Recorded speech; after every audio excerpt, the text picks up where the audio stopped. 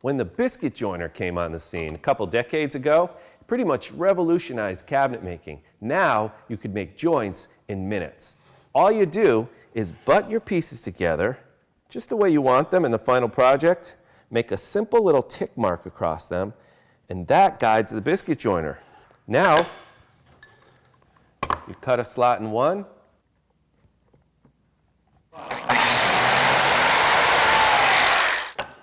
then you cut a slot in the other,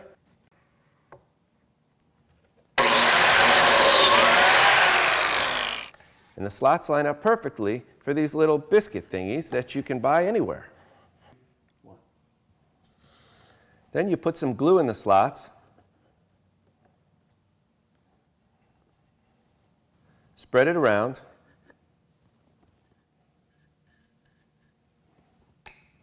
then you pop in the biscuit, and that even swells up a little bit, helping to lock the whole joint in place. It's really amazing, but there are some handy tips that'll help take your biscuit joiner to a whole other level. One of the keys is trying to reference off the base of the machine whenever possible. If you read the manual that came with your tool, it'll tell you that there's two ways to guide it.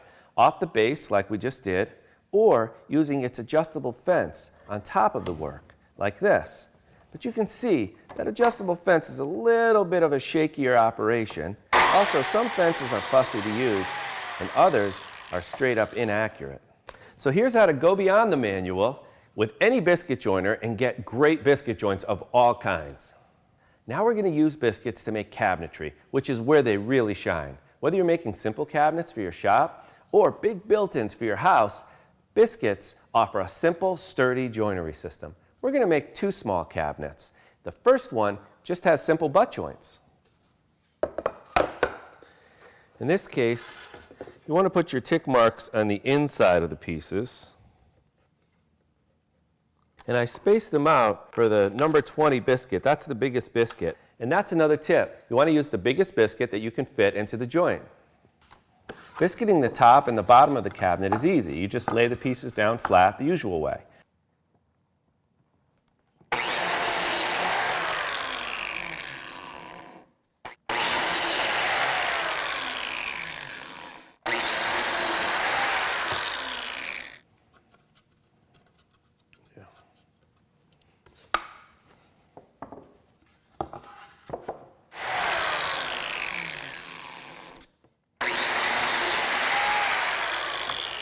But be sure it's the outside face you're laying down. That's your reference surface. That's where you want the joint to end up flush.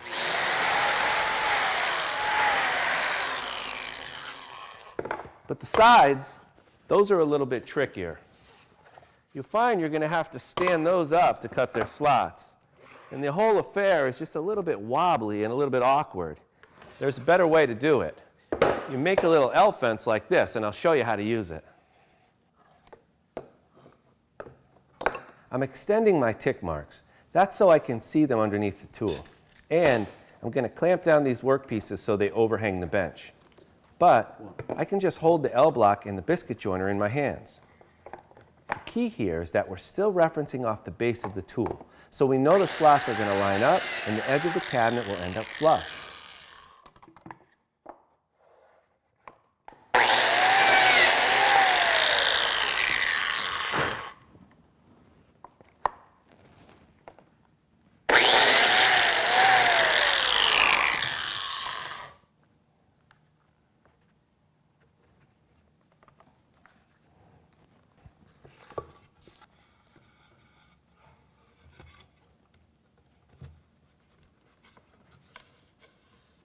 Check it out. Now what if you want to put a fixed shelf inside your cabinet to strengthen it? Well, there's a trick for that too. The tricky part when you're putting in a shelf is getting the biscuits to line up from this side all the way through to the other side. All you have to do is make a simple spacer, line it up with the end of the piece, and then you just register the biscuit joiner off that. Alignment guaranteed. It kind of works like the L fence, letting you register off the base of the tool. Just be sure to clamp the spacer piece to the same end of each side. Now the shelf will line up perfectly. Trouble is, the rest of the assembly could get a little bit tricky. There's a lot of moving parts. Imagine if this were an 8-foot tall bookcase that's going into your house. Imagine getting clamps, glue, everything into place, all while you're trying to get everything to line up and match. But we've got a trick for that too. We're going to use screws with the biscuits and assemble these joints one piece at a time.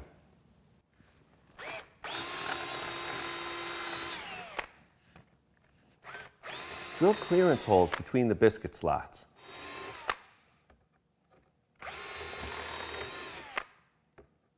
You want to work on the inside so you can see the slots.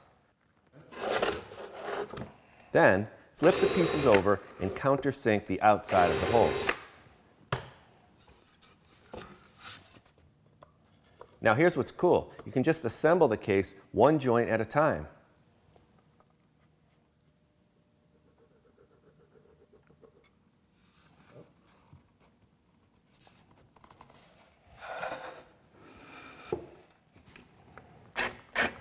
Drive these inside screws first to hold the parts together, but then pause to drill pilot holes for the outermost screws. The pieces you're screwing into are prone to splitting on their edges.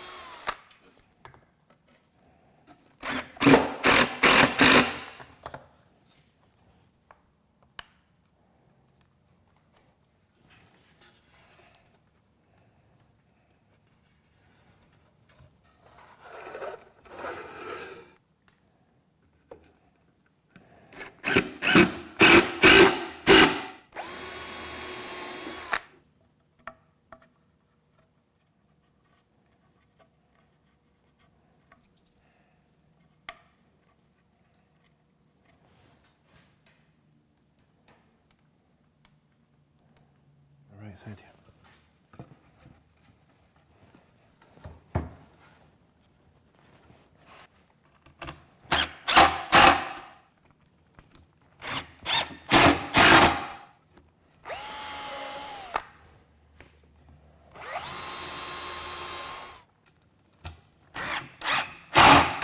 But hold on, you're probably thinking, all the screws are showing, and that's true. But if you're building kitchen cabinets or big built-ins, the sides often don't show. And if these were shop cabinets, maybe you don't care. If you do care, there's an easy fix. Instead of countersinking the outside, you would actually counterbore the outside, which is just using a larger drill. Then you can pop in wood plugs on top of the screws, trim them flush, and have a nice, beautiful wood look on the outside. Next, we'll make a face frame for this little cabinet. You already know how to do this.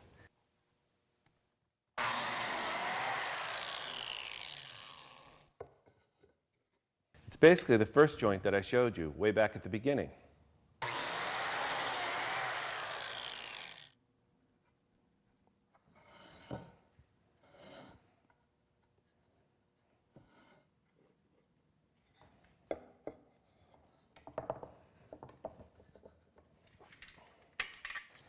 We can use biscuits to attach this face frame also.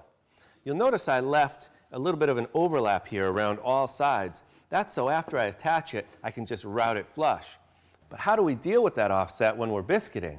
You could use the fence, and that's fine, but I don't really like to rely on the fence for reasons I stated earlier. So I'm going to show you another cool trick so we can continue to use the base as our reference. You only need a few biscuits to add some strength and to register the parts.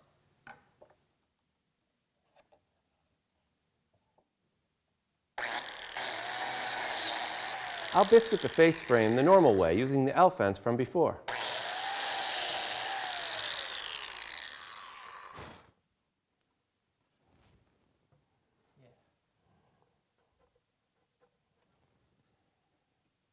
When it comes to the cabinet, we need to create that offset that we're looking for. The trick is shims.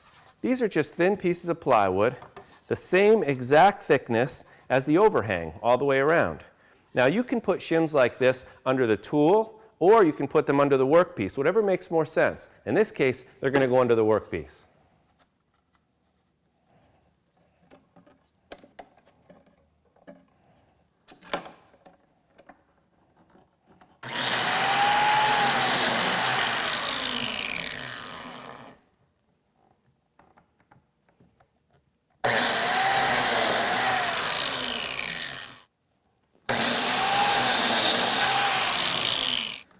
Okay, let's pop in some biscuits and see how it fits.